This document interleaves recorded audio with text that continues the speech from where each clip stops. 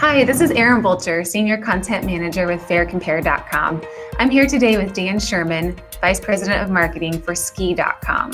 Dan knows all things ski resorts, where to go, snowfall, family-friendly, adult-friendly, a little bit of both. And we're here today to talk all things ski resorts and what we can look forward to in 2016. What is your background with Ski.com and then just skiing in general? Well, it's a big question. So skiing has kind of an interesting history that's probably very similar to a lot of people in the country, where I grew up in flatlands. I grew up in Michigan and learned to ski at a 350 vertical foot mountain with 20 runs called Bittersweet.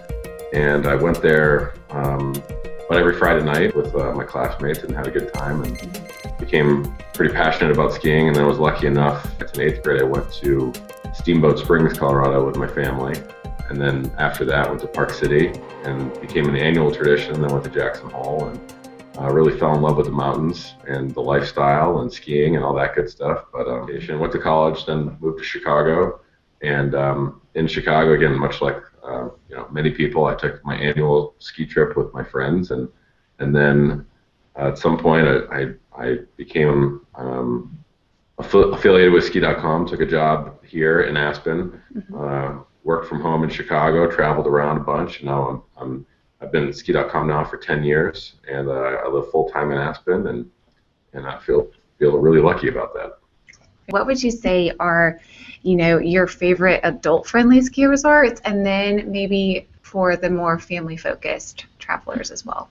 I think that it all depends on what they're looking for. If they're looking for a romantic getaway, or if you're looking for a group of friends, more of a party atmosphere, or if they're just people who want to kind of avoid children altogether, that's a whole other angle. But generally speaking, a really great place for adults and also a good place for families, but for adults is Heavenly in Lake Tahoe, South Lake Tahoe. And I say that because in the base area there are a lot of casino hotels, and it's a really interesting, kind of feel like James Bond when you're walking through the casino floor in your ski boots with your skis not over your shoulder, but carrying your skis through. Yeah. And also an interesting thing at Heavenly is at the Tamarack Lodge at the top of the gondola, it's your general kind of cafeteria restaurant, but at 3 o'clock, the lights dim, the music turns up, there's go-go dancers, there's drink specials, and it lasts for a couple hours until people take the gondola back down to the casino. So that's a really interesting experience. Wow. Yeah, it's definitely a good contrast between adult and adult friendly. Yeah, but there are families in there too, so it's really interesting. But and other ones are just your kind of typical destinations that cater to really great nightlife, like Aspen, Vail, Park City, Whistler. If you want to go to Europe, Zermatt, Switzerland is great. Kitzbühel in Austria, and St. Anton also in Austria are great adult-friendly resorts. Awesome. Okay, so back in 2010, you had said that your favorite is Jackson Hole. Has that changed, or have you made any new discoveries since then? Well, I'm not very good at favorites. It's a lot of commitment for me to pick a favorite, but Jackson Hole still has a really special place in my heart. I grew up going there. That when I was living in Chicago, I went on my vacation there. I lived there. Still have to call it my favorite, but have definitely visited some new places since then. Crest Butte is one of my favorites. Squaw Valley, Whistler. Okay. Whistler is kind of a favorite for everybody. Yeah. And then, of course, Aspen. It's great to live here. It's a beautiful place, including Revelstoke in British Columbia, which I really like. It's in an area called the Powder Highway, which is becoming a little bit more popular. Kind of lesser-known resorts that are all clustered together, and they receive a tremendous amount of snowfall. Right. And kind of a big mountain terrain, a really cool, authentic town that's built on logging and BC hydro. So it's a really great experience there. Okay, good to know. Love little tips like that. It's good for all the people living in the Northwest if they want to, get out of the United States and just head a little bit further north. So. Well, awesome. It's on sale, the exchange rate. It's about 25% off just on the exchange rate now. So Canada's a great destination to think of. Okay, that is a fantastic tip, and we're all about good deals at FareCompare. So what would you recommend for a first-time skier overseas? So Yeah, at ski.com, we sell, we work with about 50 resorts all over Europe. But Chamonix really kind of is at the top of my list for a favorite. And it's a great place for someone who's never been skiing in Europe before for a number of reasons. First of all, the Chamonix is located conveniently near Geneva, so you can take a ground transfer. It's about an hour and 20 minutes. There's also a wide range of hotel options there for every level. So if you're on a budget, you can find a good deal. If you're looking for luxury, that's available too. There's also a lot of options there. There's several different resorts within the region. So depending on what kind of skier you are, there's a lot of options there. And then it's a major bucket list item. There's a lot of cachet with the name Chamonix.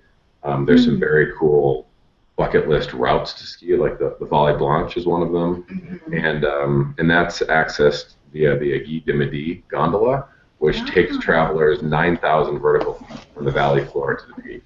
Oh, wow. So that is absolutely incredible. I love it.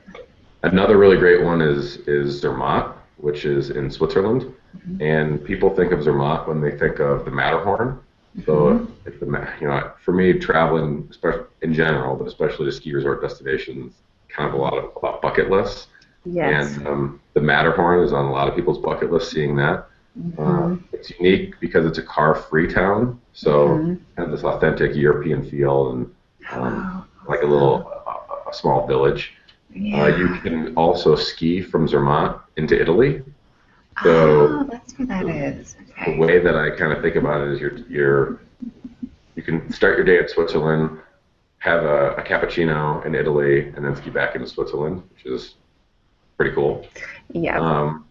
And again, it's a lot of variety. Great for families, great for expert skiers. A lot of nightlife, a lot of options, hotels and chalets. So those are kind of my two top Europe destinations.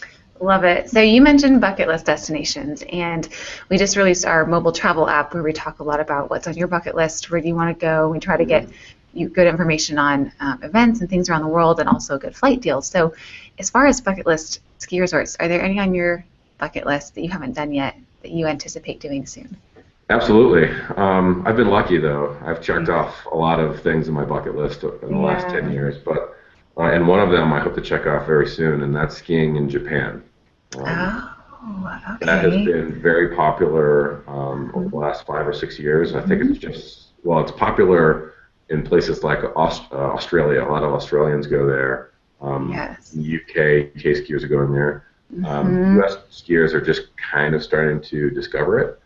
So I actually just skied here in Aspen with a representative from a resort in Hokkaido called Toronto, and that is currently at the top of my bucket list. Nice. So there's a lot of really interesting, unique things about skiing there. That is so interesting. Yeah, I know whenever I think skiing, I don't think Japan. I think more of a cultural experience and getting to see a different part of the world. But it would make sense for Australia travelers too, because then they're not changing complete time zones around the world. So interesting. Okay. So and there's some great cultural options. Yeah. One of them, just beside the skiing and the ski resorts, is that it requires a stopover in either Tokyo or Sapporo. So you can make that just a night, or you can make it a couple days. Okay. So you can really tack on some additional culture in addition to the just ski resort. You can do two birds. You can do a ski resort and a new country, perhaps. So. Yep, exactly. Awesome. Well, that's all the questions I have for you for this podcast on just skiing and what we can look forward to in 2016. There's a lot of great places out there. So a lot of travelers we find go to the same place every year, and that's great. But ski.com, we work with 120 resorts. So if you're looking for a really unique experience, try and check off bucket list items. Definitely be there to help you with that. Absolutely. Well, ski.com, Dan Sherman, Vice President of Marketing, thank you so much for chatting with us today, and have a great holiday season, too. Thanks. You too. Always a pleasure to be with you. I appreciate it. Thank you, Dan.